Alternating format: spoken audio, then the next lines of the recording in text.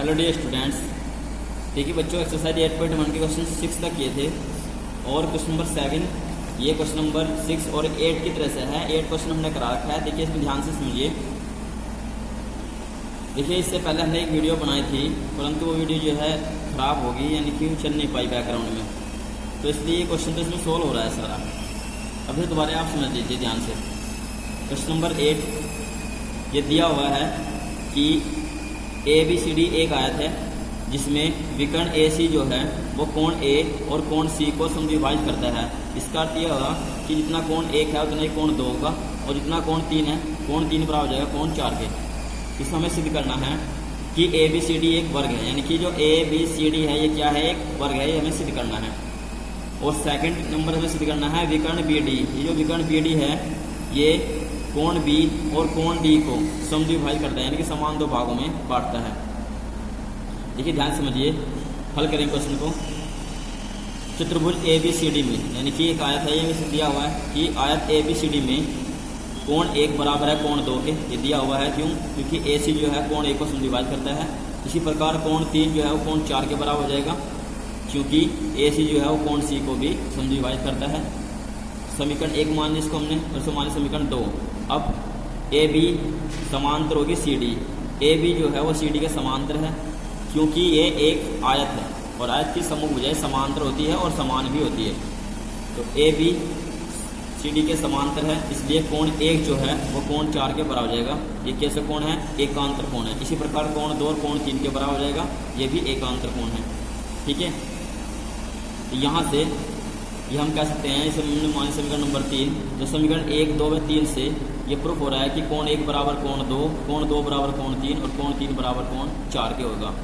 अब जैसे कि कोण 1 कोण 3 के बराबर है तो AB जो है वो BC के बराबर होगी। AB क्यों होगी BC के बराबर? क्योंकि देखिए इस त्रिभुज में, त्रिभुज ABC की यदि हम बात करें तो इसमें ये जो कोण 1 है वो कोण 3 के बराबर है। और जब किसी त्रिभुज के दो कोण आधार कोण बराबर होते हैं तो उसकी समूह भुजाएं भी समान होती है। ठीक है, यदि हम A कोण जो है वो 3 के बराबर है, यहाँ से देख रहे हैं, तो ये कोण 3 के सामने भुजा हो जाएगी AB और कोण 1 के सामने भुजा होगी इसमें BC। ये आपस में क्या होगी? समान होगी। इसी प्रकार से कोण 2 जो है वो कोण 4 के बराबर है, कोण 2 कोण 4 के बराबर है। जब कोण 2 कोण 4 के बराबर है तो त्रिभुज ADC में, क्योंकि ये कोण इसके बराबर है तो इनकी समूह भुजाएं भी समान होगी, यानी कि AD बराबर हो जाएगी CD। अब हमने यहाँ तक सिद्ध कर दिया कि ये इसके बराबर है और ये भुजा इसके बराबर है। देखिए यहाँ पर समीकरण 4 में, परंतु ABCD एक आयत है और आयत की समूह भुजाएं समान होती है, इसलिए AB जो है वो CD के बराबर हो जाएगी और BC जो है वो AD के बराबर होगी। ये भुजा इसके बराबर है, इसकी समूह भुजा के, और ये भुजा इसके बराबर, परंतु हमने सिद्ध कर दिया कि ये भुजा इसके बराबर है और ये भुजा इसके बराबर है। यहाँ देखिए समीकरण नंबर 6 में AB बराबर CD और BC बराबर AD। तो समीकरण 4, 5 और 6 से ये प्रूफ हो रहा है कि इसकी चारों भुजाएं समान हैं। और चूंकि एक आयत है, आयत का प्रत्येक कोण 90 का होता है और हमने ये भी सिद्ध कर दिया कि इसकी चारों भुजाएं समान हैं, तो इसका अर्थ यह हुआ अतः चतुर्भुज ABCD एक वर्ग है। ठीक है, ये सिद्ध हो जाएगा, ये हमें सिद्ध करना। सेकंड हमें सिद्ध करना है इसमें कि BD जो है वो कोण B और D को समद्विभाजित करता है। ठीक है, अब चूंकि ये एक वर्ग है तो यहाँ से देखिए इसकी ये भुजा समांतर है इसके। जैसे मान लीजिए कोण नंबर 5 और ये मान लीजिए कोण 6, कोण 7 और कोण 8, तो यहाँ से ये भुजा इसके समांतर है, तो ये 6 और 7 जो है समान कोण होंगे। क्यों? क्योंकि ये एकांतर कोण है। इसी प्रकार कोण 5 जो है वो कोण इसके बराबर होगा, 8 के बराबर हो जाएगा। ये भी क्या है? एकांतर कोण है। ये आपको सिद्ध करना आगे। ठीक है, परंतु हम सिद्ध कर चुके हैं कि ABCD एक वर्ग है। जब ये वर्ग है तो इसकी चारों भुजाएं समान हैं।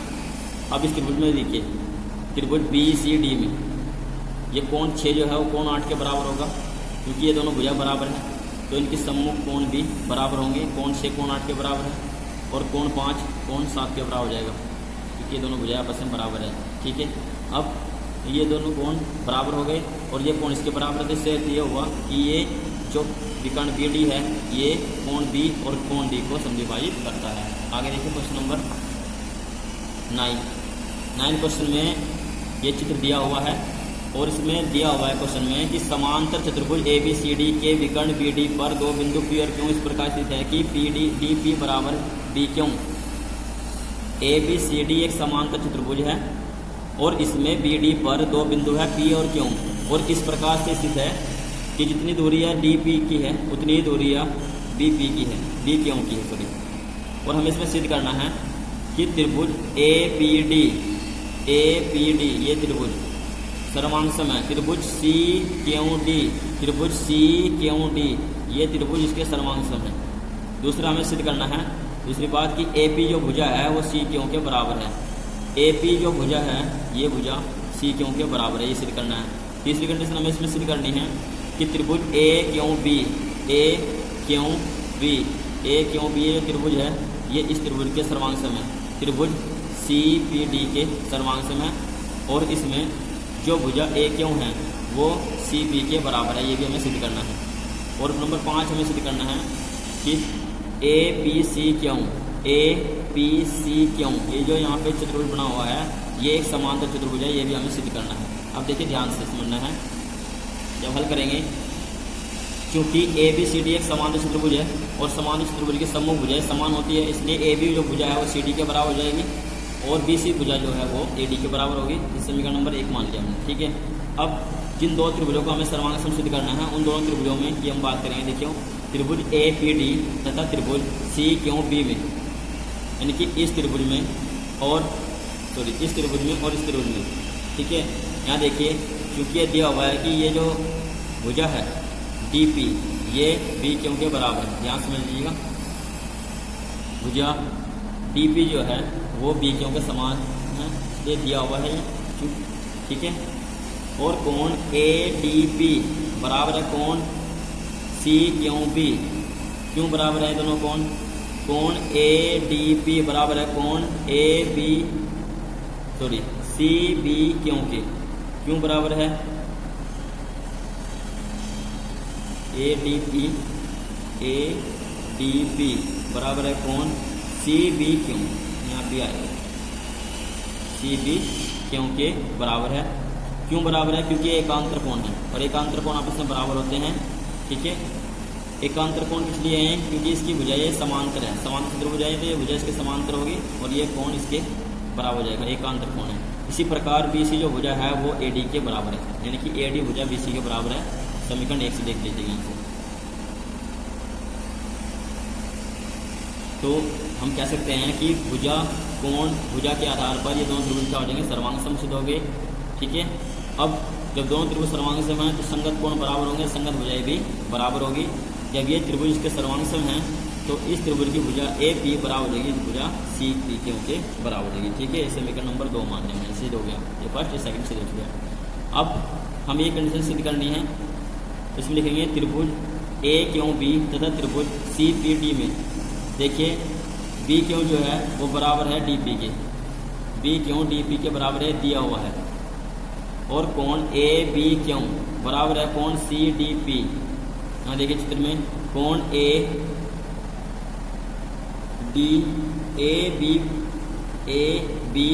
ये जो कोण है ये कोण CDP इसके बराबर है, ये कोण इसके बराबर है क्योंकि एकांतर कोण है, ठीक है। एकांतर कोण है और भुजा AB बराबर है CD, समूह भुजा है। भुजा AB बराबर है भुजा CD, समूह भुजा है ये, ठीक है। इसलिए ये त्रिभुज ABQ है, AQB सर्वांगसम होगा त्रिभुज CPD के साइड एंगल साइड से। और जब दोनों त्रिभुज सर्वांगसम होंगे तो इनकी संगत भुजा समान होगी, इसलिए इस त्रिभुज की संगत भुजा हो जाएगी AQ जो हमें सिद्ध करनी है बराबर हो जाएगी CP, ठीक है। अब समीकरण 2 और समीकरण 3 से, इस समीकरण 2 मान रखा है समीकरण 3, ठीक है। समीकरण 2 और समीकरण 3 से क्योंकि ये जो भुजा CP है ये इसके बराबर आई है, यानी कि जितनी भुजा ये है उतनी ये भी है, और ये भुजा इसके बराबर में सिद्ध कर चुके हैं समीकरण 2 और समीकरण 3 से, यानी कि समूह भुजाएं समान है। जब समूह भुजाएं समान है तो इसलिए चतुर्भुज ABCQ एक समांतर चतुर्भुज होगा, ये हमें सिद्ध करना था। अब नेक्स्ट देखिए इसमें क्वेश्चन 10, ABCD एक समांतर चतुर्भुज है। यहाँ पे देखिए ABCD एक समांतर चतुर्भुज है और जिसमें ये जो AP है और CQ जो है ये कोण बिंदु उनका शीर्ष ए से और शीर्ष सी से बी डी पर डाले गए लंब है, यहाँ पे लंब डाले गए हैं, ठीक है। और हमें सिद्ध करना है कि हमें सिद्ध करना है त्रिभुज ए पी बी, ये जो त्रिभुज है इतना, ये सर्वांग सम होगा किसके, सी क्यों डी के।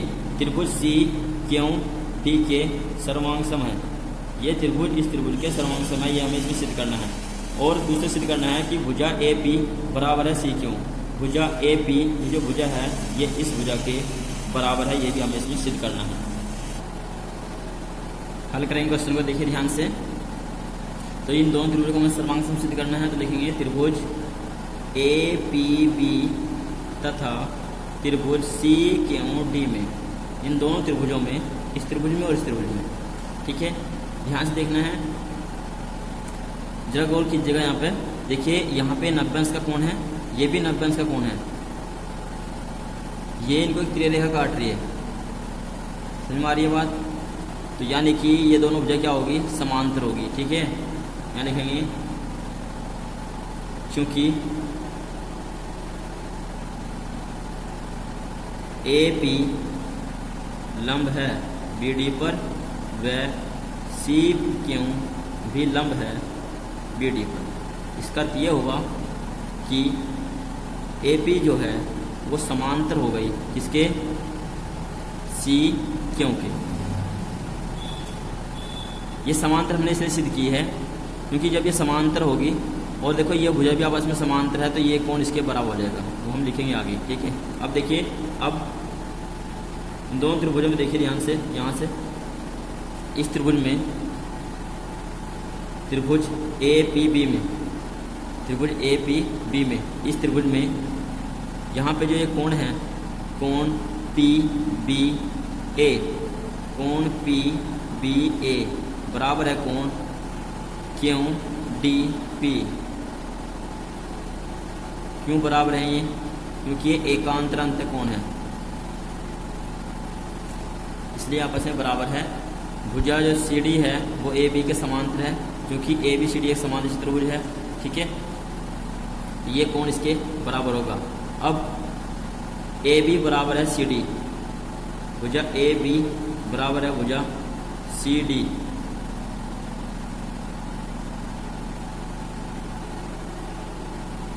ठीक है। यहाँ सी बिंदु आएगा भाई, क्यों डी सी, ये दोनों कोण आपस में बराबर है, और ये भुजा इसके बराबर है, समान चतुर्भुज की सम्मुख भुजाएं हैं, ठीक है, सम्मुख भुजाएं हैं।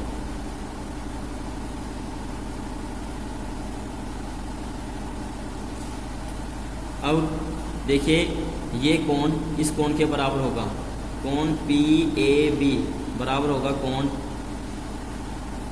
पी ए बी बराबर होगा कोण क्यों सी डी। क्यों बराबर हो गए, ये दोनों कोण क्यों बराबर होंगे, देखिए ये कोण इसके बराबर है, यहाँ देखिए इस त्रिभुज में और इस त्रिभुज में ये दोनों कोण बराबर है, और इस त्रिभुज का ये कोण 90 अंश का, ये भी 90 अंश का है। तो इसलिए जब किस त्रिभुज के दो कोण बराबर होंगे, तीसरे कोण स्वतः ही बराबर हो जाएंगे, चूँकि कोण ए पी क्यों बराबर है कोण सी क्यों ए पी बी, क्योंकि जो है बी लेंगे बिंदु, आगे का बिंदु लेंगे, बराबर है कोण सी क्यों डी। चूँकि आपस में कोण बराबर है, प्रत्येक 90 अंश का है, इसलिए ये दोनों कोण भी आपस में बराबर हो जाएंगे। और जब ये दोनों कोण आपस में बराबर हो जाएंगे तो कोण भुजा कोण से ये दोनों त्रिभुज ए पी बी सर्वांग सम होगा त्रिभुज सी क्यों डी की, यानी कि कोण भुजा कोण से, कोण भुजा कोण से क्या हो जाएंगे, सर्वांग सम हो जाएंगे।